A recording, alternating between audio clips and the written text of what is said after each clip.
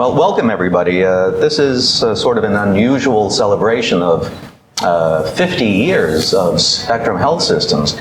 And it is live, and so please bear with us when we answer some questions. And it's all about what we've done in 50 years that makes us what we are, where we've come from, and down the line where we're going as well. And so I have a guest panel here, and I have to be very careful that I treat them nicely, otherwise we'll never do this again.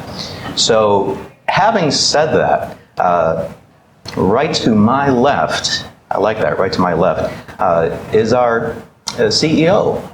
And his name is Kurt Issacson. If you haven't seen him before, this is our leadership. And in the middle, we have Lisa Blanchard, and she is Vice President of Clinical Services for the company. And we have Nagel, who is Clinical Supervisor within the company as well. So we have a vast array, really, of experience of how we've gone through 50 years. And again, not a whole lot of companies can say that. We've been around for 50 years. And so it is a celebration piece, still ongoing, I think. But having said that, our whole theme is just that. It's where we've come from, what we're doing now, and where do we see ourselves going. So having said that, I mean, many of us know about the recent developments, but a lot of folks don't know that addiction treatment really started in the 60s, which is when Spectrum started. Prior to that, in the 50s, that's where halfway houses started coming out. That's where Alcoholics Anonymous got much more grounded and helpful for the mass majority of folk who needed help in alcoholism. But the 60s really showed an awful lot of movement. And what happened is that in the 60s, NIDA, in 1974, NIDA came into effect. And that changed the whole idea of this is a disease we need to look at. And from that, it spun off and spun off. Recent developments are all kinds of therapies. I think we'll talk about that. All kinds of interventions. We'll talk about that. And so let's move forward. I have a question to consider, and I can leave it to anybody here to open it up. What kinds of treatment, based on our collective knowledge, and I'm going to chime in too, by the way, I'm a clinician. Kurt is the only one who's not a clinician. Thanks for pointing that out. I do that all the time. And he does too. What kind of treatments were around 50 years ago? Are they still around? And then here's a toppler here, why or why not? Well, I think one of the things that is still around and people think is new and it's not is medication-assisted treatment. Mm-hmm. So, in 1964, that's when methadone treatment really started, and it's been studied and been shown to be effective since then. Mm-hmm. And a lot of people think that medication supporting recovery is kind of a new feature, is kind of a new intervention, a new option in the recovery model, and it really isn't.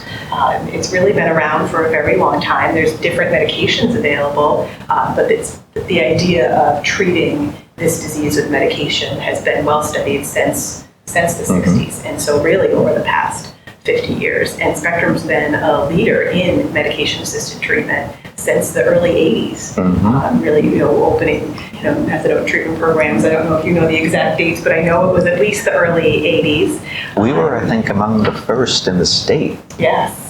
To start that. And while that's true, it was not embraced by especially the AA community, because they were under the belief that it was not a good idea to swap out one drug for another. So it didn't gain widespread acceptance for many years after that. And really there was only two pieces besides the medication-assisted treatment that were available. And one was the therapeutic community, and the other was AA. Yep. And that was it. Those were the main two pieces of treatment that we had for many years. Robin has something to say. No, just therapeutic communities. We don't hear so much about them anymore. I think back years ago, there was a real separation of mental health and substance abuse. Right. And they were two different camps. And if you had a co-occurring, and I don't even know if they would have been identified at that time, then it just seemed like it wasn't embraced and understood that very often they're connected.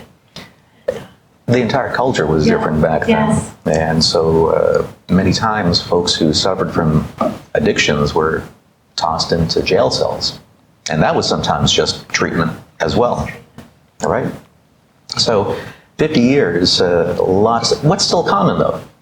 Is there anything from 50 years ago that's still around, still being used, let's say, as treatment?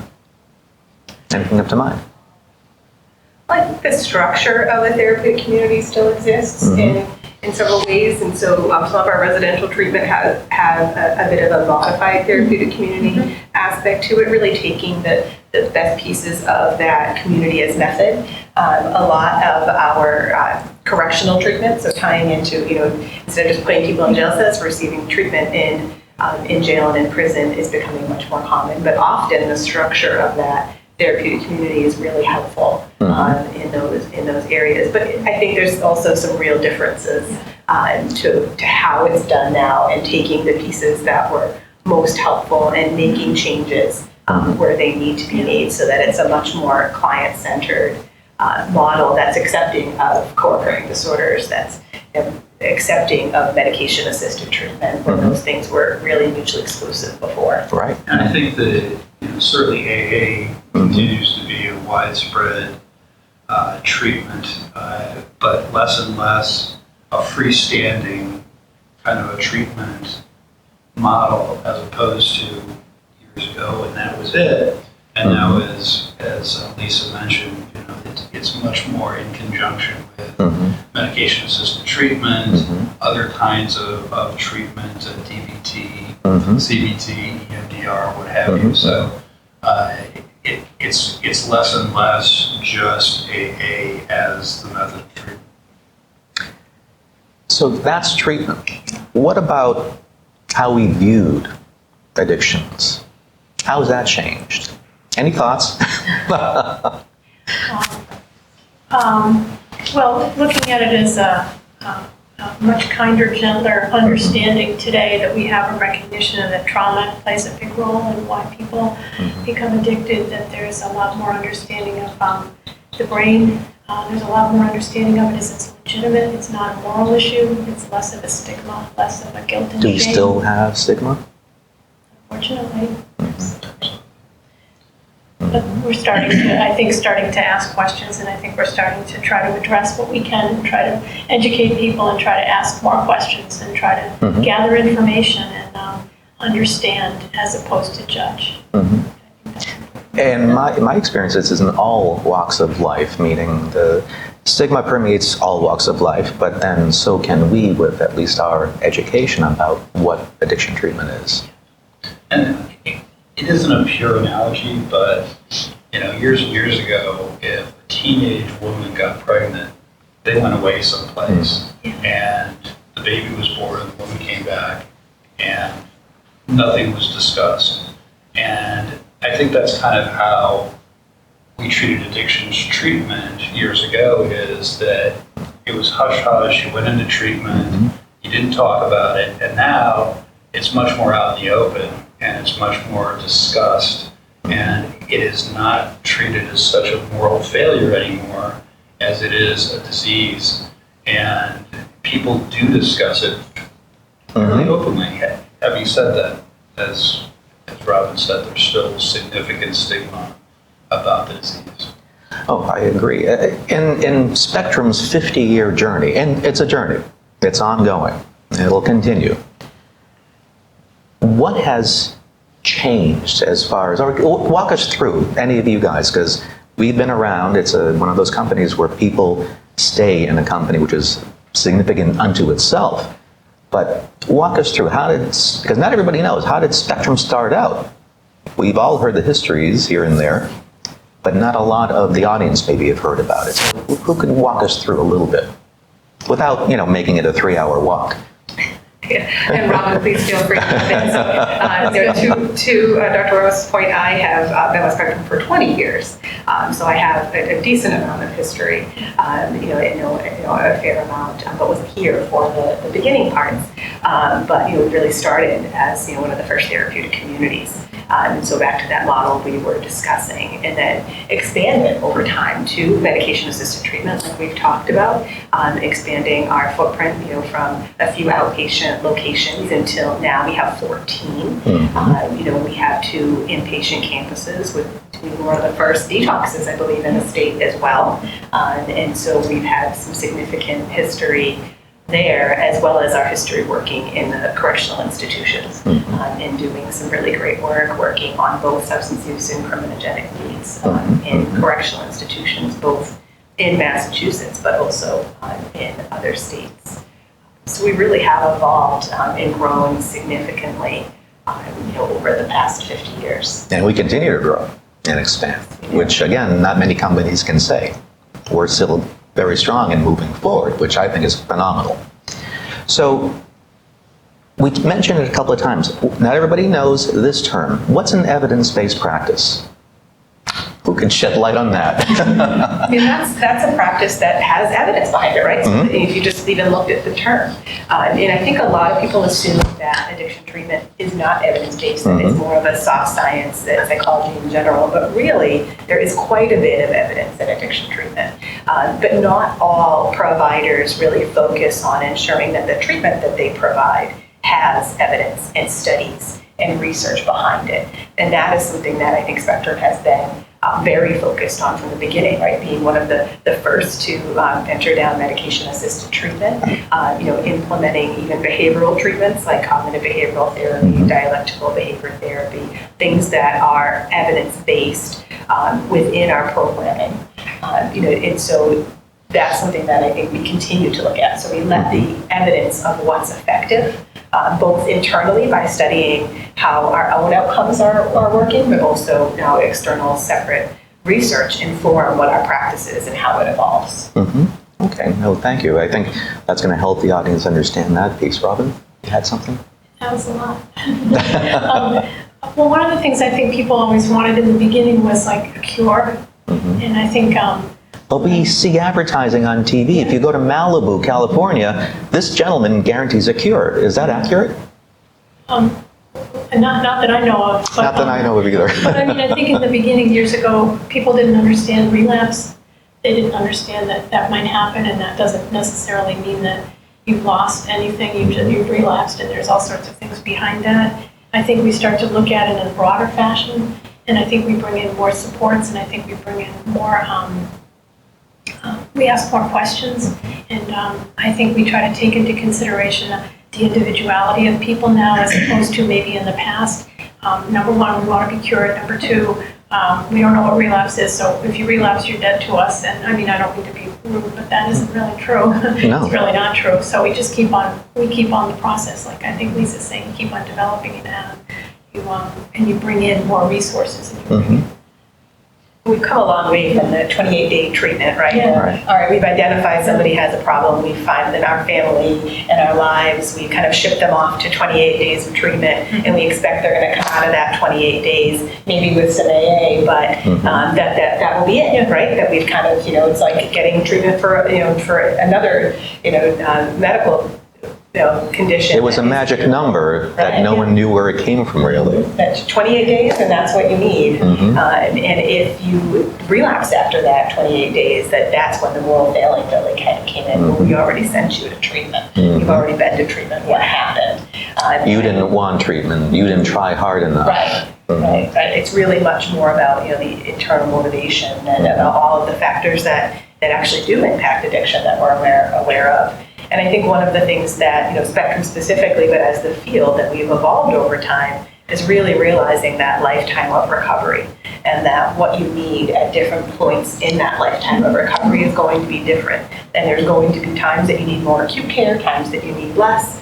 Every time that you do have a relapse, we can learn from that and build on it, and that doesn't do away with all of the recovery you had prior to that. It doesn't, the counting in AA sometimes can create that thinking, right? So I have to start from zero and earn my next, one-day chip, and then it's kind of been erased. And I think that there's a real movement away from that it's a really individualized process over somebody's lifetime.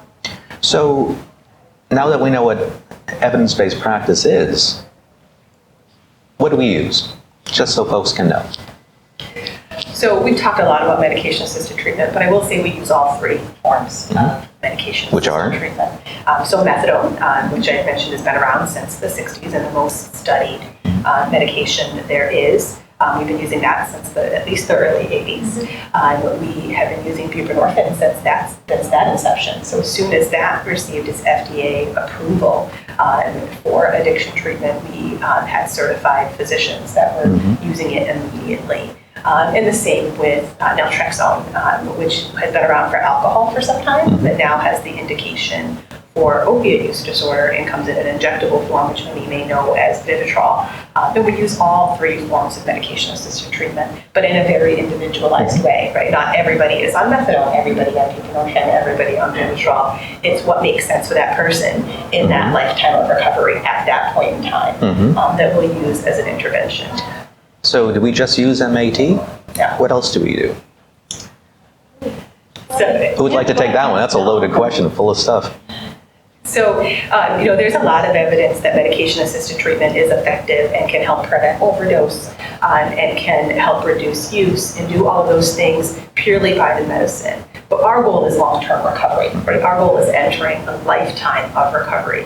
And the things that will impact that are the behavioral treatments and the psychosocial supports and the peer support that will help somebody over the course of their lifetime with or without medication. And I think, as Lisa just mentioned, there are folks out there who think they can go, and they do, because there are providers out there who basically give you medication and send you on your way thinking that's all you need for your recovery. We know, research knows, that doesn't work. So we couple our MAT medication-assisted treatment with, we mentioned these before, cognitive behavioral treatment, dialectical behavior treatment. We use contingency management and all that. Do you guys want to speak to those and how those affect what we do? Because these are evidence-based practices, as we just discussed. Well, I think one of the biggest things is trying to understand resistance and how clients will come at different points into treatment with a willingness, and the more that I think we try to engage with them and offer them tools and educate a little bit and understand and ask questions. We use motivational interviewing a lot, which has to do with different degrees of, bringing somebody into understanding and maybe buying into, starting to make some small changes. That I think it's, there's a good structure to the process of trying to engage with people, individualize treatment, offer them resources that they may not have been offered before, and understand the process. It takes time. Now, Robin, yourself, myself, we've been in the company for a bit. Yeah. Well, actually, Lisa has too, to that degree. Yeah. What do you, and not saying Kurt has not, but relatively speaking, yeah, but that's not a bad thing. That's a very good. That's a very good thing. What were we doing way back? Let's say when you started working for Spectrum. I know it's I'm sorry to ask that, but what were you doing? Was it was best practice back then? Was it evidence-based back then? Yes or no? That's okay. You don't have to. I don't think we had, and I think like you said about NIDA, and we start talking about addiction medicine, and we start to talk about all the things that we now know. It's so hard to remember when that time didn't exist. Right. And it's not a criticism, it's just what it was. Correct. And it was in many ways a wonderful resource for a number of people, and people will count that in a favorable way. It was kind of like a one-size-fits-all. That, I was going to do it this way, and this is the way that it's going to be. It's going to take a long time. And we weren't necessarily looking at the fact that along the way, a lot of people didn't make it. They stopped coming, or they left treatment, or they split the program, or however you did it. Right. It was extreme in some respects. It was scary in others. But it was also very strong, good. The bones of it, I think, were intended well. And it was best practice back then. Right. Yeah. It's what. And I also think where we are now is that we do not do one thing. Yeah. We do multiple things and a multiple of treatment options, because what works for you might not work for Lisa, which might not work for me.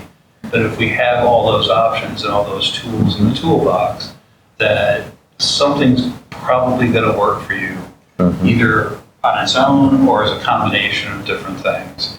So having a lot of different options within the facility, within the organization, whether it's inpatient, outpatient, is crucial. I agree. Here's something that not everybody understands, this piece of history in addiction treatment. We use the term treatment planning when we do treatment, and we're very adept at it and all that. Let me ask you guys, the panel, and you may not know it, and that's okay. Which branch of medicine, as the students, started treatment planning, and when? Tough question. If you don't know it, I'll give you the It's a answer. tough question. I mean, unless Roman doesn't guess, I might. It's a trick question, by the way, too. Oh, Substance use treatment started treatment planning late 80s, 90s. Medicine didn't even do that. right. They started doing it now. So we've come a long way where we were meeting substance use treatment providers, started treatment planning, and then everybody latched onto it in hospitals and other places like that. So it's one of those trivial pursuit questions to ask at a party. And that makes sense with some of the good things that we've held on to, right? That the field Right. and spectrum has held on to is treatment planning provides structure to the direction that you're going. It provides guidance for what steps you're going to take to get there. How will you know you get there? And it shows the good work we do, that a person is progressing based on the treatment plan, a map of treatment. Again, those things weren't around 50 years ago, and they only started relatively recently. Okay, the current landscape of treatment. Where are we now with, what's the best practice that we use? We use it a lot, actually. I mean, I think we do a number of things on, not just medication-assisted treatment, but best practices in behavioral treatment. So we do quite a bit of group treatment, both in our inpatient, outpatient, and even in our correctional settings, because that is probably one of the most evidence-based practices in addiction treatment. That group treatment really is very, very effective. But we don't just put people in a room and hold a group and let them talk. There is opportunity and time for process groups as well, but really a lot of our group curriculum is very structured, is cognitive behavioral in nature, really pulls from evidence-based practices, teaches skills, and allows the opportunity to practice them in a safe and secure environment so that when somebody leaves the group, whether when they leave their outpatient program for the day or they complete inpatient stays or they are released from incarceration, that they have the skills that they can then practice in the real world. And we're constantly updating that group curriculum to really meet the needs of the population that we're working with, which has changed over time. So, we've done focused groups working on anxiety and how that impacts addiction treatment, especially with the use of benzodiazepines and what skills can we teach. We do a lot of trauma-informed care, and a great example of that is integrating Seeking Safety, which are evidence-based, trauma-based skill-building groups for addiction treatment in all of our inpatient and outpatient programs. We recently have kind of really redesigned some of our curriculum for our most high-risk individuals, both in our outpatient, our inpatient, and our correctional facilities, by really addressing some of the newer trends in substance use, whether that's fentanyl or other medications that are ordered kind of on the internet and what the risk of that is.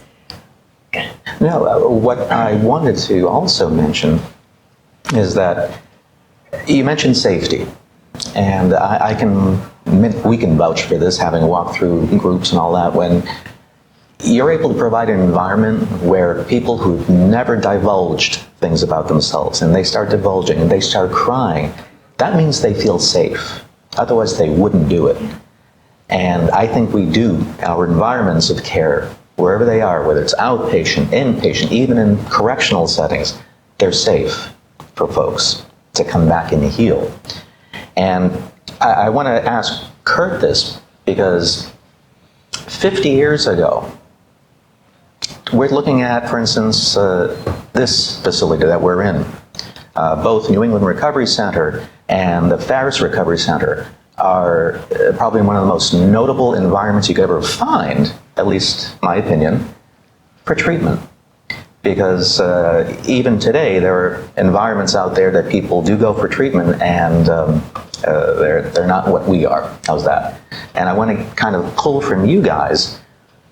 What is it? What do you? I mean, 50 years ago, would folks needing substance use disorder treatment have a facility like this? No. And we had a facility just like that, that's right down the hill from here, which kept me up at nights when I first came here because it was a wooden structure without a sprinkler system, and it was a very confined space. It was not well laid out. It was referred to as a residential program. It housed some 60 clients. And what we know today is that the environment of care helps with outcomes. So the better the environment of care, the better the outcome, generally speaking.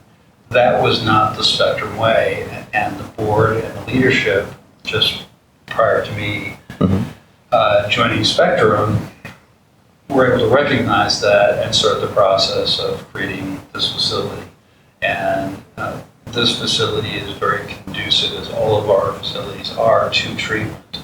So I think that's just important to recognize that when we've looked at our facilities and realized that that facility does not fit the model that we want anymore, that we're going to change it. And we've been very progressive in that way. And we continue to be. Kurt did mention, and this is very important in treatment today, and this is what we do, meaning we have, as Lisa mentioned, and actually Robin, both, the groups we conduct and all of that, we know they're good. They're evidence-based, they show good outcomes for people needing help. Kurt mentioned the other part, the environment, and the two together make it for a powerful treatment modality, I think. And you can't treat an empty chair, so you have to No. make the environment and the staff welcoming enough so that somebody wants to come in. Right? So you want even our outpatient sites. This is a beautiful residential building. You know, I liken it to a hotel. You wouldn't, want to stay at a hotel that wasn't nice, but you're more likely to want to stay in one that is. And I think that's just as important as the treatment. Well, here's another piece that's current. Families and their engagement in treatment. What do they say when they see the facility here? Probably the same thing. Wow. When they first come in. Wow, that this is a beautiful place for my loved one to come into. It's safe. It's dignified beyond belief, the way it's laid out. And it's not what they expect. Right. And they're pleasantly surprised. And we even have that in our outpatient programs. All 14 of our outpatient programs, we put a lot of time and care into the environment, using the same paint colors, really having nice furniture, having it really look like a medical office space that is welcoming and clean and really well cared for, because our clients are worth it. Right? They're worth us putting that time and effort into our environment so that they feel safe coming in. I like that. And the icing on the cake, well, it's a good cake, a wonderful cake, but is having people here that really want to work here and really want to help make a difference. And this is just, the phenomenal piece that I can't say enough about, is having wonderful people work here that really, on all levels, have a commitment and understanding, and above all, a lot of respect. And we have longevity of people working here, which means there's a dedication for a reason. Yeah. And I think that and those are the folks that, for example, might greet somebody that never had been greeted in a long time, or said, "I'm really glad to see you today," which sounds so simple, but it's so important. Or somebody who catches up with somebody who says, who remembers them, who values the fact that they keep coming, they keep trying to make an effort, even if the road is very bumpy, that people feel safe. All levels of care, like you said, that there's this sense of dignity, and I think that's really important. For both the people we take care of and also the folks who work with us together. And I'm going to put Kurt on the spot in a nice way. Before we started airing, Kurt, and this is, again, part of us, I think, makes his way out and says hello to the folks working here, says hello to clients.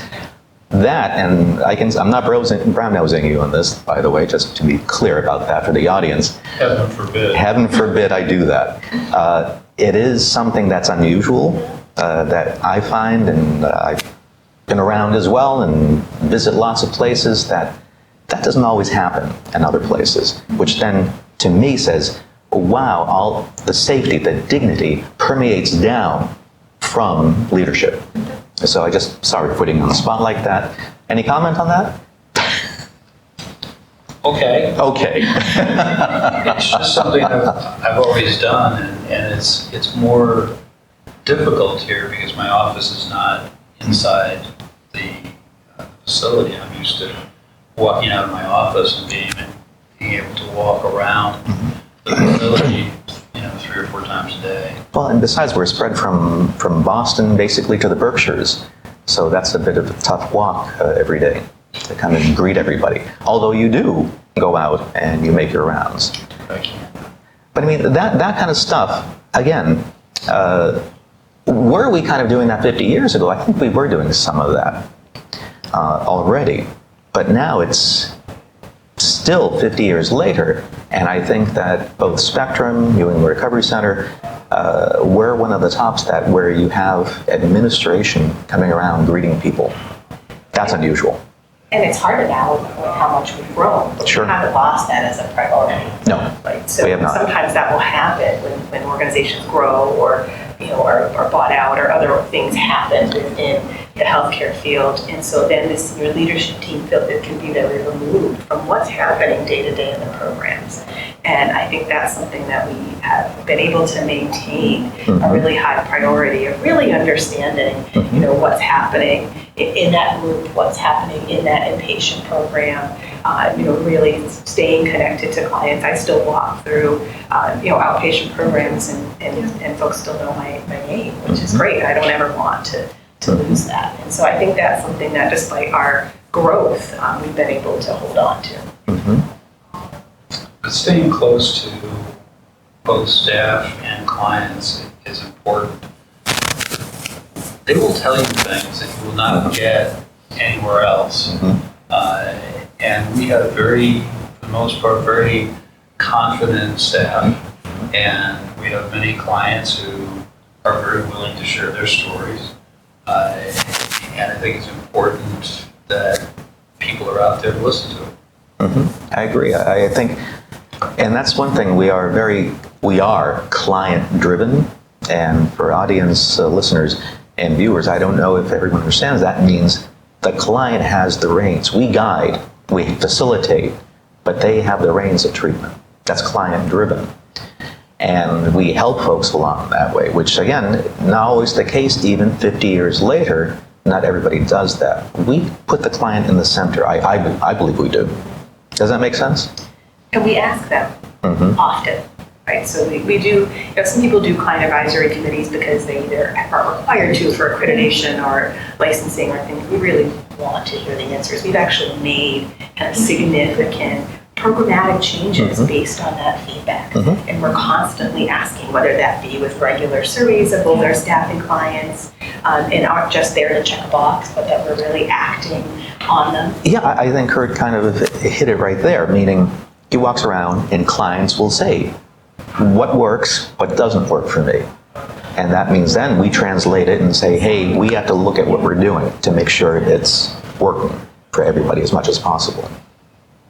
Do we stagnate as treatment providers, or are we forward moving? I know the answer.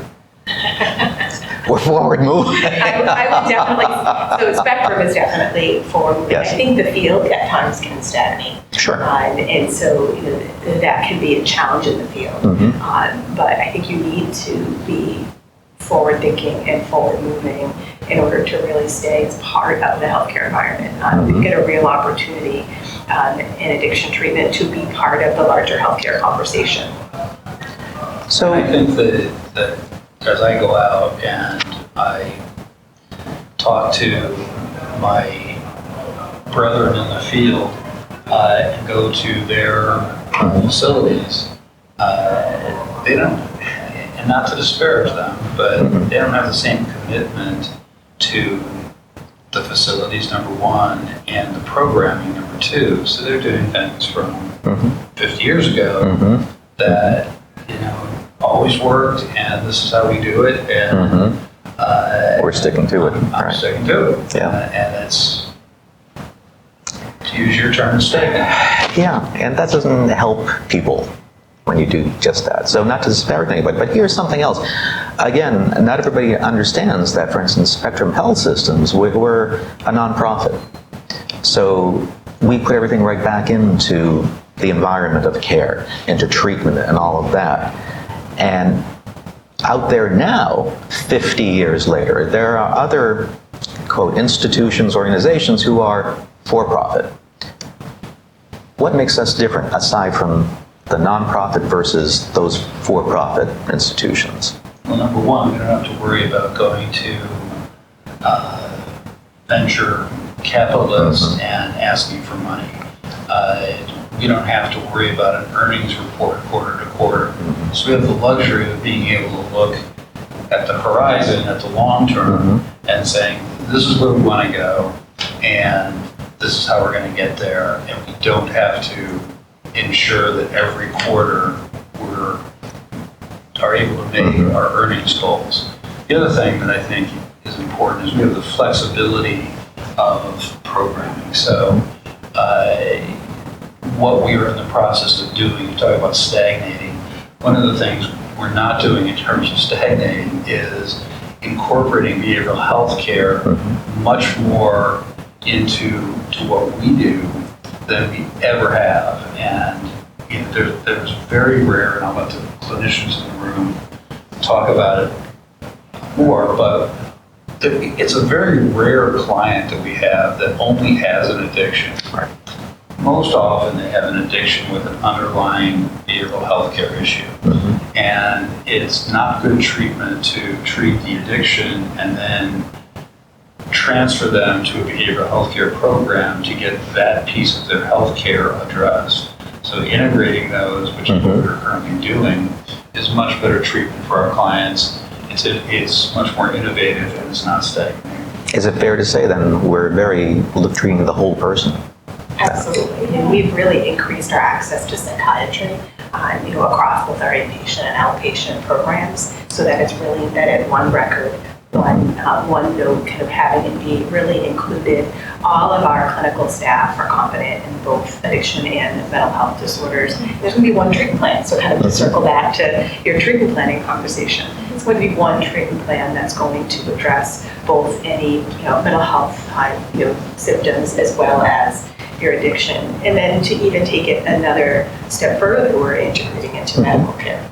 And so that's partnering with hospitals on treating addiction and treating the whole person, as well as embedding the community partnership, which is staffing care coordinators and care team members that are doing a unified care plan that includes behavioral health, both addiction and mental health, as well as medical, and pulling in the primary care in a way that's not been done before. In Spectrum is a large part of that initiative, and have two community partnerships here in the state with range across several regions. So we're then tied in across several regions. We use multiple modalities. What else do we do that's supportive of the treatment we provide? One thing comes to mind. Do we do yoga? Sure. Wow, is that treatment? Absolutely. It's treating the whole person. And that's what I'm getting at. Having a mind-body connection. We had a great conversation about that earlier. And so in our inpatient programs, we have certified yoga instructors coming in to do yoga, many with an addiction focus, which is popular? Very much so.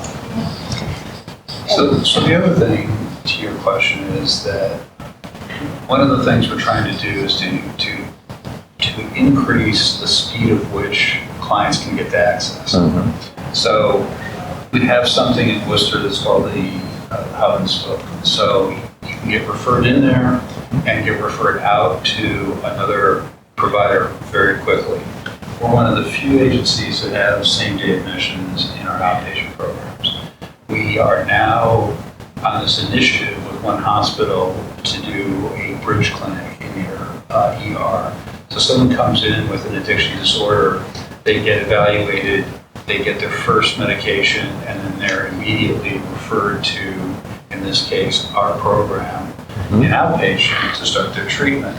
So there's all these innovative programs that are designed to get people into treatment more quickly, and it's working. And you also mentioned bridging the gap, too, because many times best practices in the old days that folks unfortunately fell through the cracks. This is now trying to seal up those cracks, as far as I'm seeing. I would agree, and I think, the rapid access is something that is not, a lot of people are talking about rapid access right now, whether it's in the ER thing, and it's something we've been doing for a long time. So Kurt mentioned our kind of same-day admissions and our outpatient programs. We've been doing that for over a decade. And so it's really been something that we've really fine-tuned over time, because it used to be, so if we're looking at this historical view, that if you didn't take all the steps and jump through all the hoops to access treatment, you didn't want it enough. Right? And if you didn't do that, we didn't want you in a program because that showed you didn't want it enough. Instead of the opposite of really removing absolutely every barrier. You don't have to know what appointment time is. Just show up, we'll take care of you. You don't have to think about what you need to have with you. Just show up, we'll take care of you. And that's really the rapid access model that we do across our outpatient, that we do in the hub and spoke model, focused on connecting people with buprenorphine right away. And even in our inpatient programs, right? It's you call, show up, come on down, let's take care of you now. We'll figure out the rest now. Really glad you made this decision to enter treatment today. We'll see you today. And that's something we've been doing for a while. We continue to expand and move on to other services like the healthcare environment that Kurt just mentioned. In some ways, I think some clients through time have been considered a second-class citizen, not deserving of some things, no matter where you come from or what your socioeconomic status is. And I think the valuing of the person is really imperative. Not only are they our customer, and we have an obligation and a purpose to help them, and I think that they feel very much valued by that. They will increasingly say, and I'm not trying to be this place saved my life, and the response back will be, thank you, but here's what we know happened, and here's the work you've done. But I think that clients feel as though when they come here, exactly what Lisa said will happen. But when a client says, Spectrum, even the recovery center, saved their life, they mean it. That's their perspective of us then. We saved their life. Or families will say similar things like that. So we've talked about a lot of the trends and all of that. What obstacles are still out there? And what are we doing to combat obstacles to, let's say, treatment, to the stigma, to, you name it. What obstacles are there? I've named a few. Well, in terms of access to residential treatment programs, if you have commercial insurance, we can get you bed very quickly. If you have DPH, Medicaid insurance that pays very little, that's much more challenging. So we really have to work on increasing the funding stream for residential. The other programs, the streams that we get in terms of the revenue from the state in particular are not great, but they're workable. It's the residential program that's the biggest hit for us, but it's part of our mission, so we're not going to run away from that. Right. You asked about the difference between not-for-profit and a for-profit. For-profit are generally not going to take those clients because the reimbursement rates are so low, and they can get so much more from the commercial insurance side. We have a mission of treating everybody who shows up on our doorstep, and we're not going to run away from it. Because folks who are suffering from addiction are all very wealthy, we know. So they can go to any place they want and pay out of pocket. Our mission, I think, is a bit more real life, is that we try to treat everybody, as you just said. Emerging trends. What do we see coming down the pike, maybe, as far as treatment, as we project towards the future even more so? I really think even further integration, right? So that there's really no wrong door for treatment. That no matter where you enter treatment, whether that be in the medical system, in the behavioral health system, or directly in addiction treatment, that you're going to get what you need, and that providers like Spectrum will be embedded in those services. And that was my question. How do you see us doing that?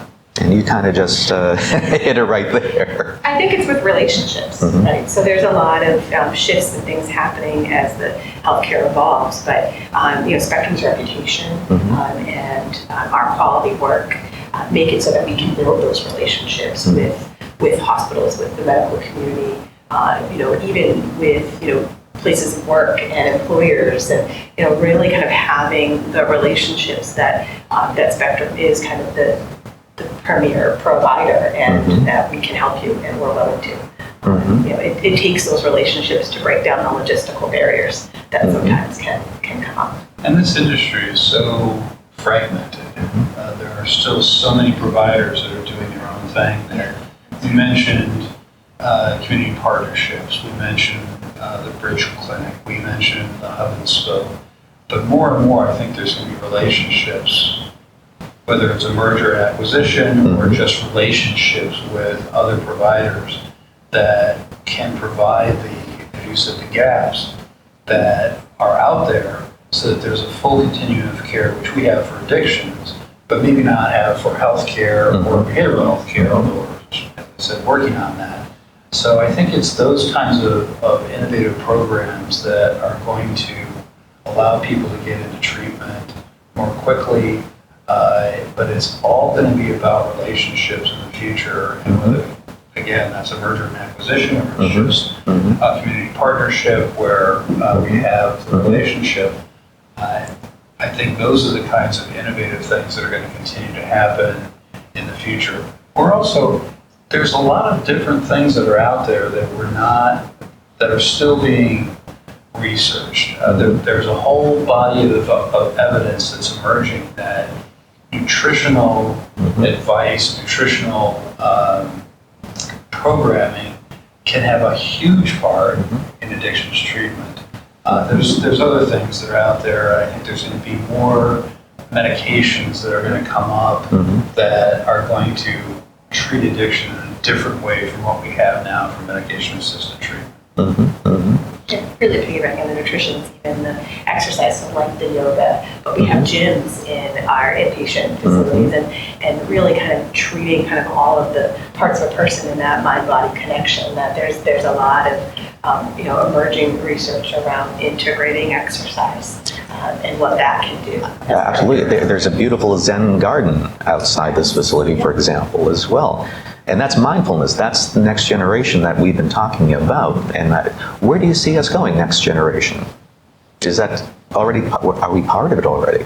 The next wave of new treatment coming through? Yeah, because I think we're very open to what all of the options might be. And we're not stagnant, right? So we're not stuck in this is how we've always done it. This is how we're always going to do it. If it's evidence-based, and there's some evidence that it'll improve outcomes, we're very open to including it. So there's not just one pathway to recovery. We're really open to all pathways and being part of supporting the individual in whatever pathway and whatever things will help support them in long-term recovery. Thank you. As we start closing up, from each of you, if possible, what's stuck in your head, let's say in the past so many years of treatment development, of treatment in general? Maybe 50 years ago, if you remember it. I don't think I was born yet, but I'm just kidding, of course. Well, let's start with you then, Lisa. What in the past, let's say you were going to school, then you came into practice, then you came into leadership. What sticks with you that says, wow, that was the right thing, that was good? I really think it's that client-centered piece. Right? Every time that we listened to clients on what they need and how we can best help them, we've made really good treatment decisions. Right? We've made really good programming decisions, really good policy decisions, even looking at where there's an acute need and where we might need to open an outpatient program because people were traveling too far. Right? That's when we've always been the most successful, I think, every time that we listen to clients. Every time that we really give them a voice. I think a great example of that is us looking to really integrate peer recovery coaching. Right, so we have 3 recovery support centers in in the state that are very successful and integrated in the recovery community. And now we're going to really taking that step and including those with lived experience within our programming. And that's, that's listening to clients on what they need, right? That's a nice takeaway. I can't do everything. Right. It's really helpful to have peers involved. That's a nice takeaway. And I think the biggest change that I've seen is that when I came into this years ago, you went into treatment in a residential facility, you stayed a year or more, and to Robin's point about it's not a cure. Some people use that, but it's not a cure. But we would metaphorically slap people on the back and say, you're good to go. And that was a year of your life that was taken up in a residential program, TC if you will. And now we can shorten that and individualize it for the client, because now we have all these other treatment modalities out there.